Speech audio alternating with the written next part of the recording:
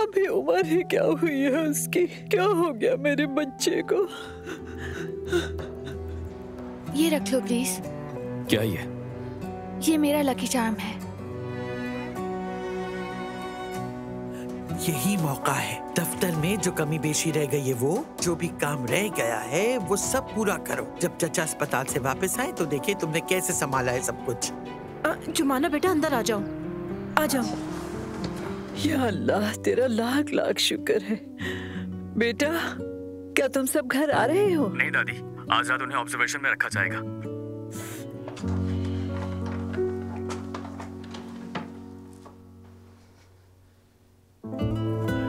ये तुम दोनों का पर्सनल मैटर है।